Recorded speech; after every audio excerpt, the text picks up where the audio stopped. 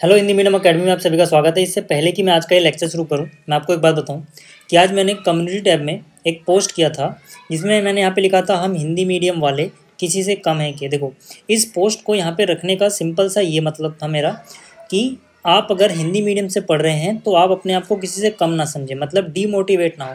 क्योंकि बहुत सारे बच्चे जो हिंदी मीडियम से हैं उन्हें ये टेंशन रहती है कि आगे चल के बहुत सारी चीज़ें इंग्लिश में हो जाएंगी या फिर जो कॉम्पिटिटिव एग्जाम्स है उसमें इंग्लिश मीडियम वालों को बहुत ज़्यादा फ़ायदा होता है।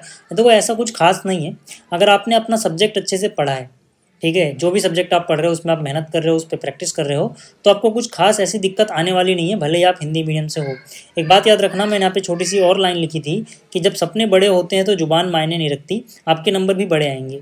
हालांकि हमारा मकसद पढ़ने का सिर्फ नंबर लाना नहीं होता, बट फिर भी नंबर तो अच्छे लाने हैं ना। तो आप ये बात याद रखना कि जब आप बड़े सपने देख रहे हो और उन सपनों को पूरा करने के लिए आप मेहनत भी कर रहे हो, तो लैंग्वेज यानी कि भाषा यानी कि ज़ुबान इतनी मायने नहीं रखती है। कहने का मतलब है चाहे आप हिंदी मीडियम से हैं चाहे आप इंग्लिश मीडियम से हैं, अगर आप मेहनत कर रहे हैं तो आप आगे चल के अच्छा ही करेंगे। अब यहाँ पे इस बात से कंफ्यूज मत होना कि भाई लैंग्वेज की कोई इंपॉर्टेंस नहीं है, मैं ऐसा बोल रहा हूँ, नहीं। मेरे कहने का मतलब है कि आप अपने सब्जेक्ट चाहे हिंदी में पढ़ रहे हो चाहे इंग्लिश में पढ़ रहे हो, एक ही बात है।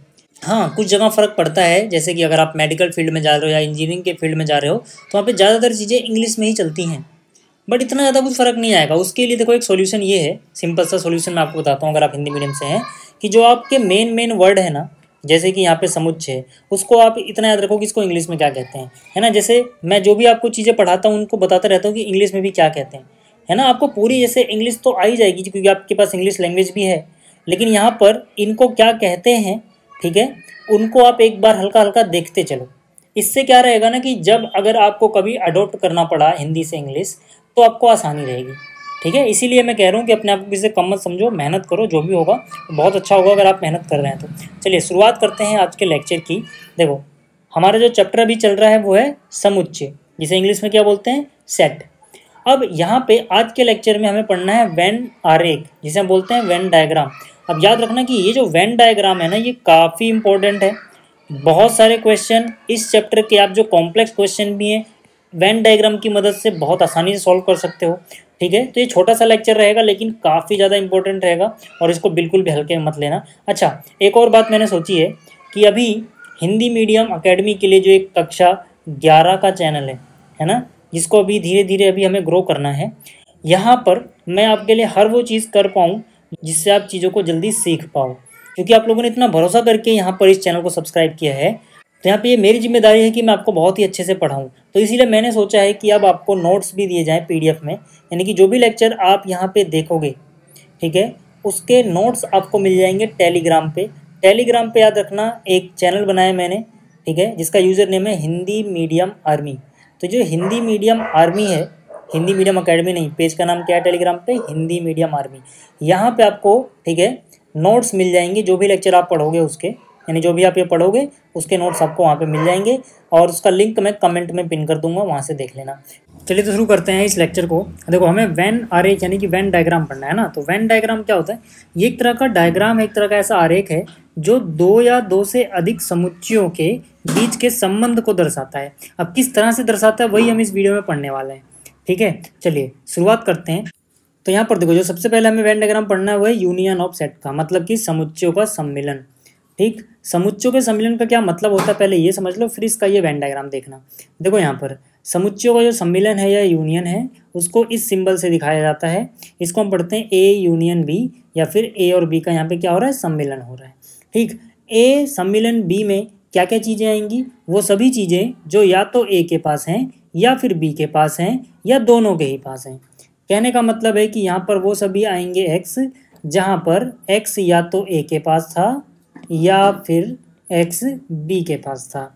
अब यहाँ पर जो ये या लिखा है ना, या मतलब और, इसका एक खास मतलब है। इसका मतलब ये होता है कि अगर ये वाली कंडीशन सही है या फिर ये वाली कंडीशन सही है या दोनों ही सही है, मतलब एक्स किसी एक में होना चाहिए कम से कम। इसमें है और इसमें नहीं है तब भी आएगा, इसमें है इसमें नहीं है तब भी आएगा, इसमें भी है इसमें भी है तब भी आएगा इसके अंदर। अगर आपको ऐसे नहीं समझ में आ रहा है, क्योंकि ऐसे जनरली समझ में नहीं आता है, तो उदाहरण से समझ में आ जाएगा, है ना। समझाने के लिए मैं यहाँ बैठा हूँ, आप टेंशन मत लो। देखो, उदाहरण के लिए देखते हैं। मान लो एक समुच्चय है ए जिसके पास ये तीन एलिमेंट हैं, एक समुच्चय है बी जिसके पास फिर से ये 3 एलिमेंट हैं। अब मुझे देखना है कि ए यूनियन बी यानी कि ए सम्मिलन बी में क्या क्या आएगा। तो मैं क्या बोल रहा था कि वो चीज़ें सिर्फ ए के पास है वो भी आ जाएंगी। जैसे यहाँ पर देखो 1 2 3 ए के पास है, ठीक, जिसमें से 1 और 2 सिर्फ ए के पास है, वो बी के पास नहीं है, तो 1 और 2 भी आएंगे। फिर आप देखोगे 3 तो दोनों के ही पास है, तो जो दोनों के पास है वो भी आएगा। फिर आप देखोगे 4 और 5 तो सिर्फ बी के पास है, वो भी आएगा। तो मैंने क्या कहा, जो सिर्फ ए के पास हो या सिर्फ बी के पास हो या दोनों के पास हो, ठीक है, वो आता है ए यूनियन बी यानी ए सम्मिलन बी में।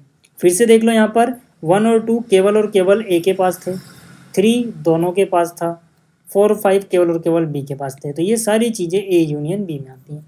अब अगर मैं इसका वेन डायग्राम बनाना चाहूँ तो यहाँ पे जो ये सबसे बाहर वाला आपको दिख रहा है आयताकार, ये होता है यूनिवर्सल सेट, ठीक है, यानी सार्वत्रिक समुच्चय। इसी के अंदर सारी चीज़ें होती हैं। जैसे अब यहाँ पर ए और बी की बात की गई है, तो ये जो सर्कल है पहला वाला, इस सर्कल से ए को दिखाया गया है, और जो ये सर्कल है दूसरा वाला, इस सर्कल से बी को दिखाया गया है।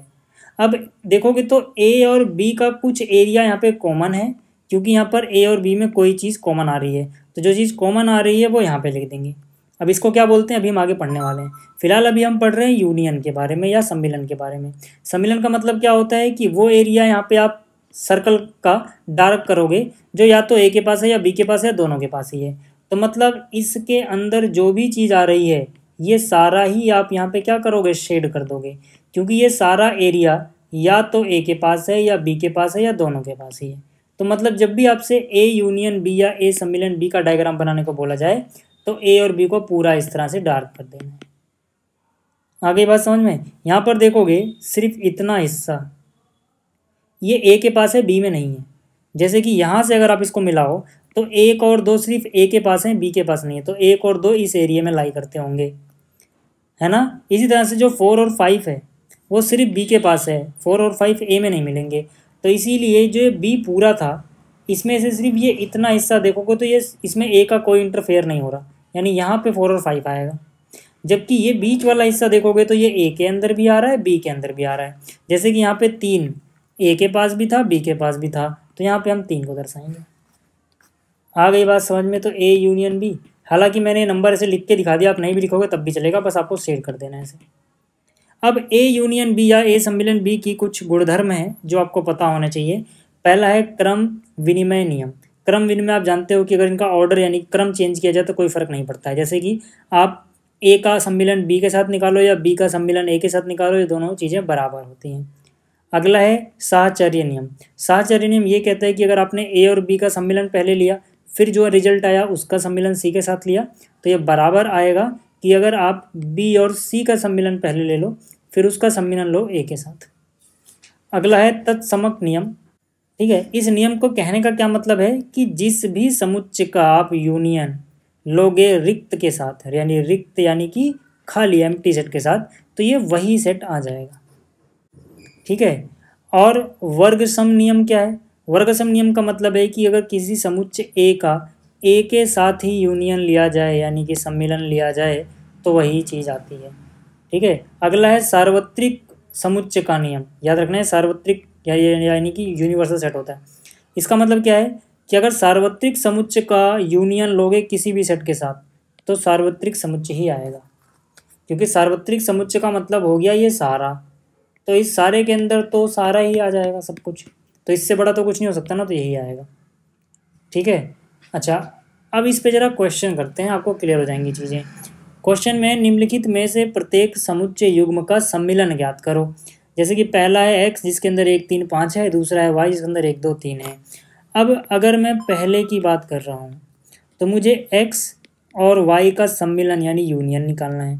मैंने आपको भी क्या बताया था कि दो समुच्चयों के सम्मिलन का मतलब है कि इसके अंदर वो सभी अवयव लिखोगे जो या तो सिर्फ एक्स के पास हैं या फिर सिर्फ वाई के पास हैं या दोनों के ही पास हैं। जैसे 1 तो दोनों के पास है ना, तब भी लिखा जाएगा, ठीक। 3 सिर्फ इसके पास नहीं, 3 भी दोनों के पास हैं, 3 भी यहाँ लिखा जाएगा, ठीक है। 5 किसी एक के पास है तब भी लिखा जाएगा, मतलब किसी एक में होना चाहिए, जरूरी नहीं है दोनों में हो, ठीक है। और क्या बच गया 2, तो यहाँ 2 भी लिखा जाएगा। तो मतलब कहने का क्या है कि अगर दोनों के पास है तो भी इसमें आएगा, किसी एक के पास है तो भी इसमें आएगा। कंडीशन है कम से कम एक के पास होना चाहिए। ठीक है, अगला देखते हैं। देखो अगले में ये ब्रैकेट यहाँ गलत बना दिया, ये वाला ब्रैकेट आएगा। ठीक, यहाँ पर क्या है, ए के पास ये आ रहा है, बी के पास ये सारी चीज़ें आ रही हैं। ठीक है, तो अगर मैं सेकंड पार्ट की बात कर रहा हूँ, अगर मैं सेकंड पार्ट की बात कर रहा हूँ, तो ए का सम्मिलन निकालना है बी के साथ, तो इसमें सारी चीज़ें लिख दो। क्या क्या आ रहा है, देखो इतना तो आएगा, तो ये तो आंख बंद करके लिख दो, क्योंकि किसी एक के पास भी होगा तो उसको तो लिखेंगे लिखेंगे। ए ई आई ओ यू लिख दिया। ठीक है, इसमें से देखो, इसमें से ए हम लिख चुके हैं, बी और सी नहीं लिखा है, तो बी और सी को अलग से लिख दो। तो उम्मीद करता हूँ कि अब आपको सम्मेलन का मतलब समझ में आ गया होगा। अगला अपना देखो, जो उदाहरण 11 है, इसमें कह रहा है ए में इतना आता है, बी में इतना आता है, दर्शाइए कि ए यूनियन बी ए के ही बराबर है। तो पहले यार ए यूनियन बी निकाल लो।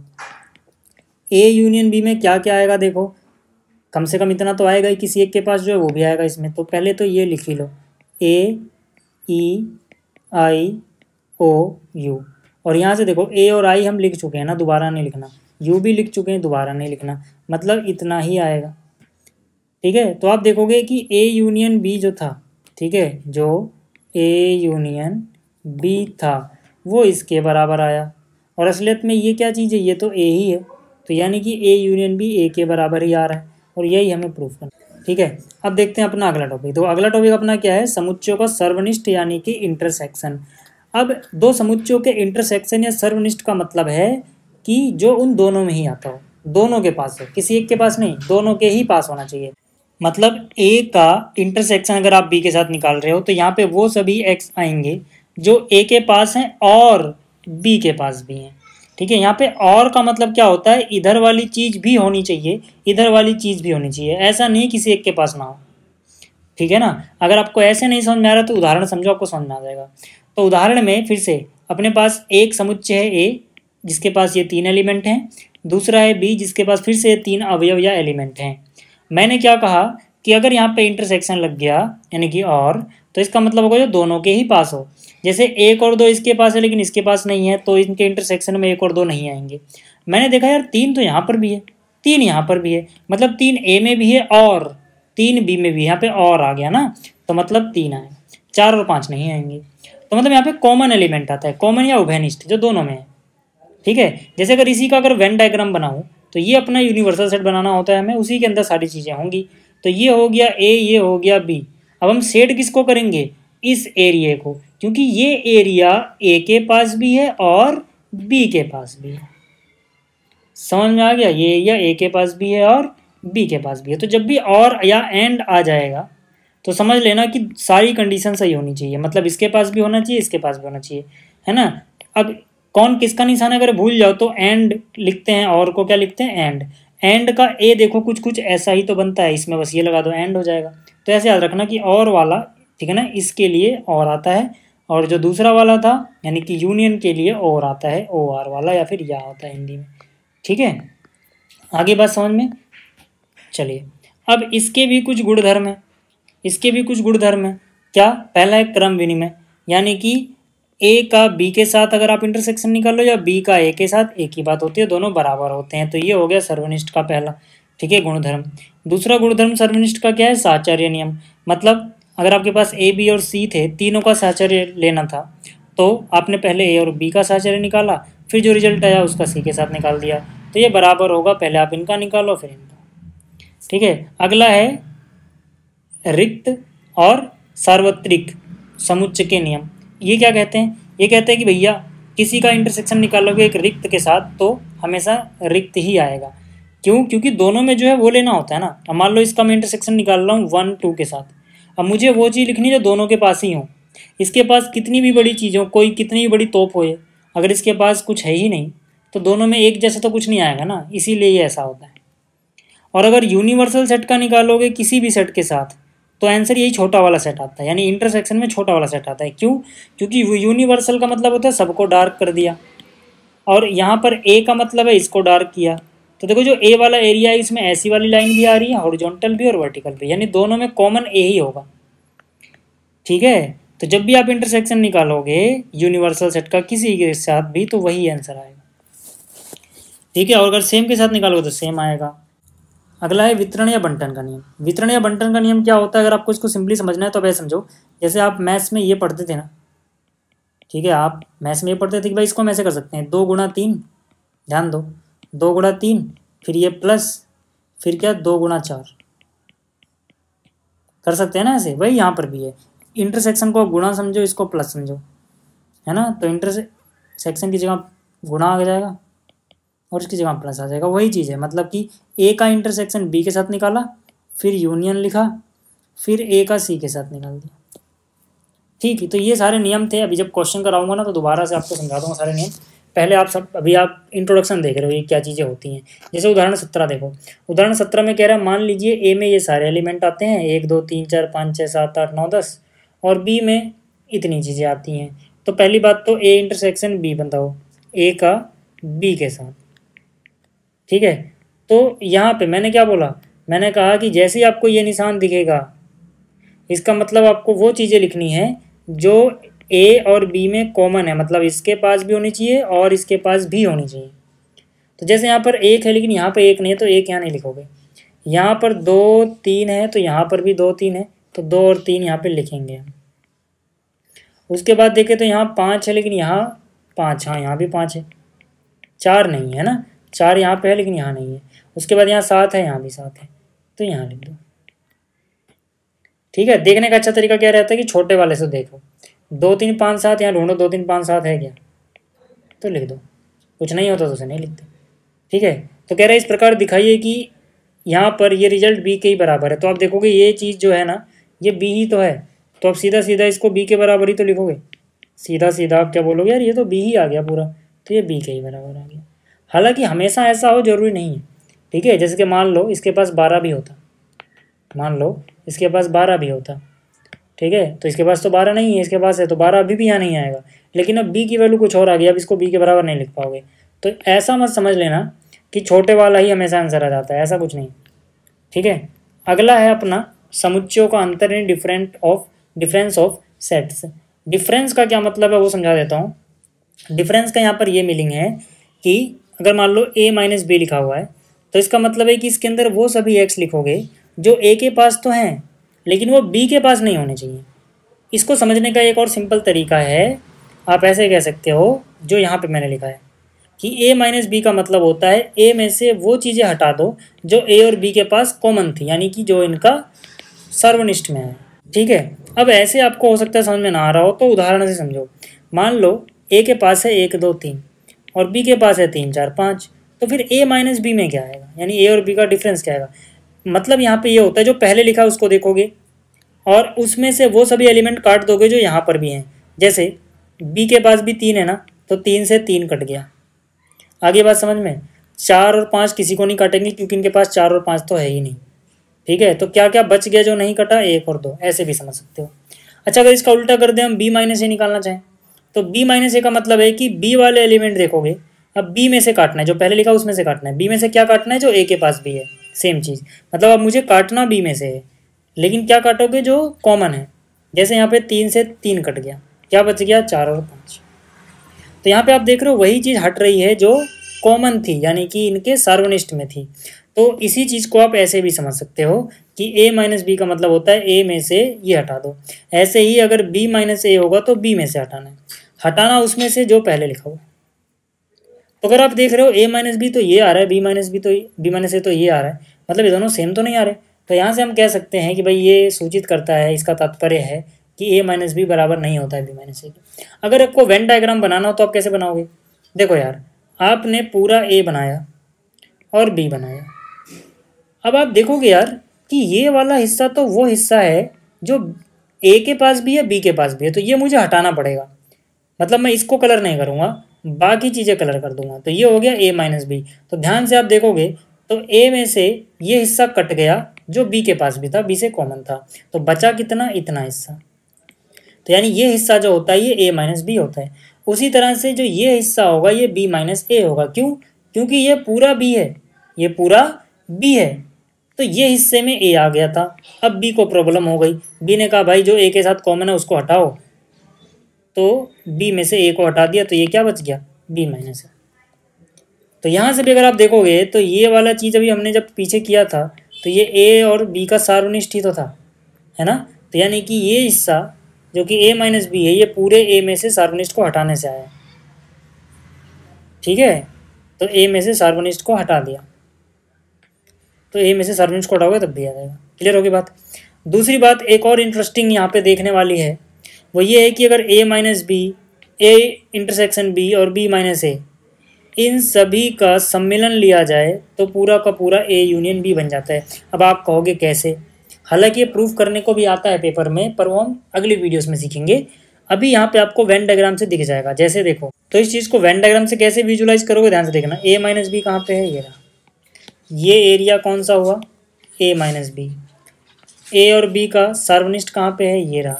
ये क्या चीज़ है, ये है ए और बी का सार्वनिष्ठ। बी माइनस ए कहाँ पे है, ये रहा। तो अगर आप देखो मैंने कितने एरिया पे सेट कर दिया, इस पूरे पे ही कर दिया। ये पूरा मिलके क्या कहलाता है, ए और बी का सम्मिलन। अभी तो हमने पढ़ा था ना ऊपर कि अगर ये पूरा ही सेट हो जाएगा तो ये ए और बी का सम्मिलन हो जाएगा। अगर आपको याद नहीं आ रहा तो आप देख लो, क्योंकि पहली बार पढ़ रहे हो ना, तो हो सकता है याद ना आ रहा हो। देखो ए और बी के सम्मिलन में पूरा ही आ गया था, ठीक है ना। तो ये पूरा ही बन गया। क्लियर हो गई बात यहाँ तक, ये रहा, ठीक। अच्छा एक और चीज़, अगर मेरे को ए देखना है तो ए क्या होगा, ए माइनस बी और ए इंटरसेक्शन बी का यूनियन ले लो। देखो ए इंटरसेक्शन बी यानी ए सार्वनिष्ठ बी, ये रहा। ए माइनस बी, ये रहा। अगर मैं इन दोनों को ही मिला दूँ, यानी इनका सम्मिलन ले लूँ, इनको मिला दूँ, तो ये पूरा क्या बन जाएगा, पूरा ए बन जाएगा। तो उम्मीद करता हूँ आपको ये भी समझ में आ गया होगा। आगे चलते हैं। 18वें में क्या बोला है कि ए बराबर अगर इतना है, बी बराबर इतना है, तो ए माइनस बी और बी माइनस ए याद करो। तो यार एक बात बताओ, यहाँ पे ए माइनस बी लिखा है, तो मतलब मैं क्या करूँगा, मतलब मैं काटूंगा किस में से, जो पहले लिखा है ए में से ही काटना है। लेकिन किसको काटना है, जो बी के पास कॉमन एलिमेंट है। जैसे यहाँ पर ए में से काटोगे, ठीक है, ये जो 2 है ना, 2 से 2 कट गया, ठीक है। ये 4 है, 4 से 4 कट गया। ये 6 है, 6 से 6 कट गया। और तो कुछ नहीं काटेगा। इसका 8 है लेकिन इसके पास 8 है ही नहीं, तो नहीं कटेगा। तो मतलब 2, 4 और 6 कट गया। तो 2, 4, 6 कटने के बाद बचा क्या, 1, 3, 5। तो ए माइनस बी में क्या आएगा, 1, 3, 5। इसी तरह से अगर मैं बी माइनस ए निकालूँ तो मेरे पास क्या क्या चीज़ें आएंगी, बी माइनस ए के फिर से वही कॉमन, तो वही आएगा ना, 2, 4, 6 ही कॉमन होंगे, है ना। यानी कि अब मुझे काटना बी में से, 2 से 2 कट गया, 4 से 4 कट गया, 6 से 6 कट गया, क्या बच गया, 8। तो यानी यहाँ बचेगा 8। क्लियरली आप यहाँ भी देख पाओगे ए माइनस बी माइनस ए के बराबर नहीं होता, ठीक है, हमेशा तो नहीं होता। अगला है असंयुक्त समुच्चय। असंयुक्त समुच्चय को इंग्लिश में बोला जाता है डिसजॉइंट, ठीक है ना। क्या बोला जाता है, डिसजॉइंट सेट, यानी जो जॉइंट ना हो, ठीक है, असंयुक्त हो, मतलब उनमें कुछ कॉमन ना हो, कुछ एक जैसा ना हो। मतलब जैसे देखो, इससे पहले हम ये बना रहे थे, फिर ये बना रहे थे, तो इसमें कुछ एरिया एक में आ जा रहा था कि दोनों के पास है ना, ऐसे बना रहे थे ना हम पिछली बार तक। जैसे यहाँ पे देख लो, दोनों का एरिया कुछ कॉमन आ जा रहा है, ऐसा नहीं होना चाहिए। मतलब एक इधर बना तो एक दूर बन गया, तो इनमें कुछ भी एक जैसा नहीं आया। तो ये डिसजॉइंट सेट का वेन डायग्राम है। तो जो मैं आपको यहाँ पे चीज़ें दिखा रहा हूँ ना, ये वेन डायग्राम कैसे बनेंगे वो बताने की कोशिश कर रहा हूँ, और उनका मतलब क्या हुआ यहाँ पे बताने की कोशिश कर रहा हूँ, ठीक है। तो असंयुक्त समुच्चय क्या होते हैं, जिनका सर्वनिष्ठ एक रिक्त समुच्चय हो। जैसे यहाँ पे उदाहरण देखो, ए में आ गया 1, 2, 3, बी में आया 4, 5, 6। अब मुझे बताओ कि यहाँ पे ऐसा कौन है जो यहाँ पर भी हो। आप कहोगे कोई भी नहीं, दोनों में ऐसा कुछ भी नहीं है जो एक जैसा हो। तो मतलब कि इनका सर्वनिष्ठ क्या आएगा, एक रिक्त समुच्चय, एम्प्टी सेट आएगा, है ना, खाली समुच्चय आ गया। तो यहाँ पर इसका मतलब है ए और बी असंयुक्त समुच्चय हैं, या फिर डिसजॉइंट सेट हैं। समझ में आ गई बात। तो डिसजॉइंट सेट या असंयुक्त समुच्चय का मतलब समझ में आ गया। अच्छा एक और चीज़ याद रखना कि हमेशा ए माइनस बी और ए का सर्वनिष्ठ बी के साथ और बी माइनस ए, हमेशा ये परस्पर असंयुक्त होते हैं। क्यों, क्योंकि देखो मैं अगर सिर्फ इतने एरिया की बात करूँगा तो इसको बोलेंगे ए माइनस बी, इसका कोई लेना देना नहीं है इसके साथ, इसका कोई मतलब एरिया कॉमन नहीं है, इसका कोई एरिया कॉमन नहीं है। तो अगर इन दोनों में ढूंढोगे एक जैसा क्या है, तो कोई एरिया नहीं मिलेगा, इसका एरिया अपना अलग, इसका एरिया अपना अलग। और इसी तरह से इसका बीच वाले का एरिया अलग, बीच वाला भी इसके साथ मिल नहीं रहा, उसके साथ मिल नहीं रहा, तो ये तीनों परस्पर असंयुक्त होते हैं। तो उम्मीद कर रहा हूँ कि आपको ये सारी चीज़ें, ठीक है ना, ये जो चीज़ें मैंने आपको समझाई ये समझ में आ गई होंगी। फिर से कह रहा हूँ टेलीग्राम पे जाना, हिंदी मीडियम आर्मी सर्च करना, आपको एक चैनल मिल जाएगा हिंदी मीडियम अकेडमी क्लास 11 के नाम से, वहाँ पे आपको ये नोट्स मिल जाएंगे।